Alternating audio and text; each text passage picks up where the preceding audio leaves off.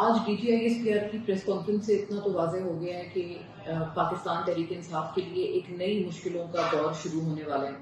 اور شاید یہ جو کوئنسیڈنس ہے یہ بھی اسی طرف اشارہ کرتا ہے کہ آج ہی کے روز ہم نے دیکھا کہ رؤف حسن صاحب کی جو گرفتاری ہے وہ عمل میں آئی ہے۔ شروع میں اطلاع تھی کہ بیرسٹر گوہر بھی شاید گرفتار ہو گئے ہیں، لیکن پھر پتہ چلا کہ وہ نہیں گرفتار ہوئے ہیں، اور انہوں نے پھر پریس ٹاک بھی کیا اس پورے معاملے پہ۔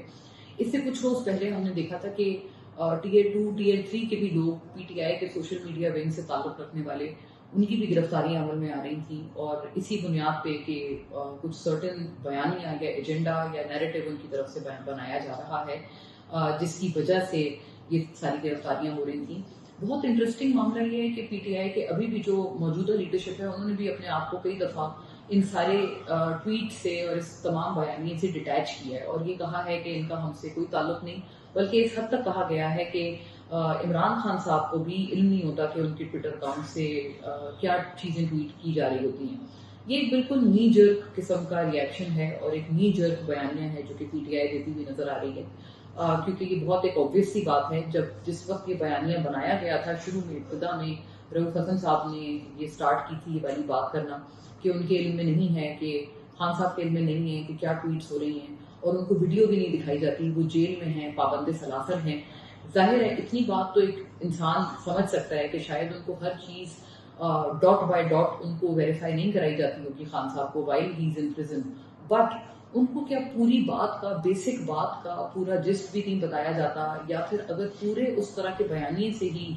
کنارہ کشی اختیار کر لی جائے تو یہ کوئی بھی نہیں مان سکتا۔ اور اسی وجہ سے جب رؤف حسن صاحب نے یہ انیشیلی بیانیہ دیا تھا تو اس کو ایک ہیومرس انداز میں لیا جا رہا تھا، اور اس کے اوپر بلکہ الٹا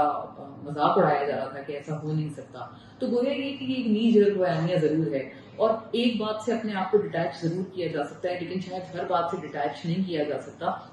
اب سے کچھ روز پہلے جو پی ٹی آئی کے ایم این ایز نے ڈی چوک پر پروٹیسٹ کیا تھا، تو اس میں باقاعدہ آئی ایس آئی کے مخالف نعرے لگائے گئے تھے، اور یہ بڑی دلچسپ بات ہے کہ اس طرح سے بہت اوپن اور بلیٹنٹ قسم کی نعرے بازی تھی جو چل رہی تھی۔ کیا یہ بیانیہ یا یہ جو اسٹریٹجی ہے پی ٹی آئی کو سرو کر رہی ہے؟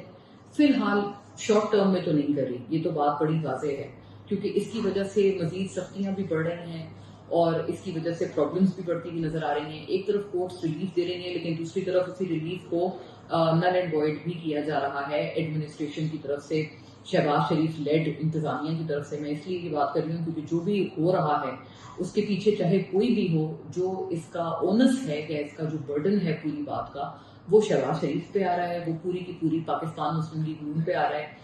اور جس کی وجہ سے ظاہر ہے ان کو کئی باتوں پہ اپنی جماعت کے اندر سے بھی مخالفت کا سامنا کرنا پڑ رہا ہے۔ خواجہ سعد رفیق بھی اب ان رینکس میں شامل ہو گئے ہیں، کیونکہ ان کی بھی ٹویٹس جتنے کچھ روز سے پچھلے آ رہی ہیں وہ یہی بات کرتے ہوئے بار بار نظر آ رہے ہیں کہ یہ ہم کس طرف جا رہے ہیں، اور وہ کئی بہت باتیں کو اشاروں میں کہہ رہے ہیں۔ سمجھنے والے کو اشارہ کافی ہونا چاہیے، کیا ان کی جماعت کو یہ اشارہ کافی ہے یا نہیں، یہ ویسے وقت بتائے گا۔ لیکن پی ٹی آئی کے اوپر پابندی کا ابھی بھی فی الحال فیصلہ حتمی طور پر پی ایم ایل این نے نہیں کیا ہے۔ اس بات کا فیصلہ، اس بات کا پورا جو ڈیسیژن ہے وہ کل کابینہ کی میٹنگ میں کیا جائے گا، جب تمام اتحادیوں سے بات کی جائے گی، ان کو آن بورڈ لیا جائے گا، کیونکہ within the P M L N اس کی بڑی مخالفت کی جا رہی ہے، اور اس فیصلے کو پی ایم ایل این میں بھی ایز سچ کوئی پذیرائی حاصل نہیں ہے۔ اب یہ معاملہ کہاں جائے گا، کل کابینہ کے اجلاس میں کیا ہوتا ہے؟ ابھی تک جو زیادہ ایکسپیکٹیشن ہے وہ یہی ہے کہ شاید جو پابندی کا حتمی فیصلہ ہے یا جو اپروول ہے پابندی کی، وہ کل کابینہ کے اجلاس میں بھی نہ مل سکے، کیونکہ مشکل ہے کہ پی ایم ایل این اس وقت کہہ تو یہ رہی ہے کہ وہ اتحادیوں سے بات کرنا چاہ رہی ہے، لیکن اصل بات یہ ہے کہ پی ایم ایل این کے اپنے اندر اس بات کو لے کر کڑی مخالفت پائی جاتی ہے۔ دوسری طرف پاکستان تحریک انصاف کا بھی جہاں تک معاملہ ہے، پاکستان تحریک انصاف کو بھی شارٹ ٹرم میں یہ جو اسٹریٹجی ہے کہ مسلسل وہ اپنا بیانیہ اگریسو سے اگریسو کیے جا رہے ہیں روز کی بنیاد پر حکومت کے خلاف، اسٹیبلشمنٹ کے خلاف، اور باقاعدہ نام لے کر جو ہے ہرزہ سرائی کی جا رہی ہے۔ شارٹ ٹرم میں پی ٹی آئی کو یہ بیانیہ سرو نہیں کر رہا، ان کو یہ لگتا ہے لانگ ٹرم میں یہی بیانیہ ان کے لیے سروائیول ہے، اور وہ کہتے گئے ہیں کہ اسی سے ملک کی جو کورس کریکشن ہے وہ گویا پاکستان تحریک انصاف کرنے جا رہی ہے۔ کیا ناظرین واقعی یہ کورس کریکشن ہو پائے گی پاکستان تحریک انصاف کے اس پورے بیانیے سے بڑے پیمانے پر ملک کی؟ یہ کہنا اس وقت اس لیے مشکل ہے کیونکہ اس بیانیے کا ڈائریکٹ کانفلکٹ ہے ملک کے اداروں کے ساتھ اور فوج کے ساتھ۔ اگر فوج کو بیانیے کے طور پر نقصان پہنچایا جاتا ہے یا ان کو کمزور کیا جاتا ہے تو یہ کہنا مشکل ہے کہ ایک کمزور بیانیہ لیڈ جو فوج ہے وہ کس حد تک اپنے آپریشنل کام میں پھر فائدہ مند ہوگی یا کتنی افیکٹو ہوگی. جو ان کا آپریشنل کام ہے بغیر ایک اسٹرانگ نیریٹو کے جو کہ ان کو سپورٹ کرتا ہو وہ کتنا افیکٹو ہوگا ان دا لانگ رن. یہ بڑی کچھ اہم باتیں ہیں کیونکہ ان دا لانگ رن اسی فوج نے بارڈرز کی بھی کا بھی دفاع کرنا ہے, اسی فوج نے جنگیں بھی لڑنی ہیں. اگر ان کو ایک کانسٹنٹ بیانیے کے تحت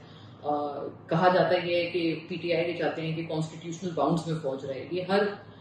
کوئی بھی رسپیکٹفل شہری یہ چاہے گا, کوئی بھی جمہوری پسند آدمی یہ چاہے گا, لیکن کیا اس کا طریقہ جو وضع کیا جا رہا ہے یا جو اپنایا جا رہا ہے کہ بیانیے کے تھرو یہ چیز کی جائے, کیا یہ طریقہ صحیح ہے؟ یہ بہت بڑا سوالیہ نشان ہے. اصل میں اگر کچھ کرنا ہے تو ظاہر ہے کچھ بھی قانون سازی کے تحت جو بھی کوئی چیزیں ہونی ہیں, اگر اختیارات کم کرنا چاہتے ہیں فوج کے, نان کانسٹیٹیوشنل ایکٹیویٹیز کم کرنا چاہتے ہیں فوج کے, تو اس کا طریقہ کار ہر چیز کا پارلیمنٹ سے ہو کر گزرتا ہے. کیا قانون سازی میں اس طرح کی چیزیں پی ٹی آئی اگر کرنا چاہتی ہے, for that P T I needs to be in the parliament, full fledged in the parliament. ان کو پارلیمنٹ میں آنا ضروری ہے, ان کو حکومت میں آنا ضروری ہے. پی ٹی آئی حکومت میں کیا آ پائے گی اس طرح کے بیانیے کے بعد, یہ بھی کہنا مشکل ہے کیونکہ اب سے کچھ ٹائم پہلے ہی, کچھ مہینے پہلے ہی انہوں نے شہباز شریف کی مثال دیکھی ہے کہ کس طرح سے شہباز شریف صاحب نے نواز شریف صاحب کے اینٹی اسٹیبلشمنٹ بیانیے کے باوجود بھی شہباز صاحب نے اپنا ایک مائنڈ رکھا, اپنا ایک سٹانس رکھا, اور اسی کے تحت وہ دوبارہ گورنمنٹ میں آئے.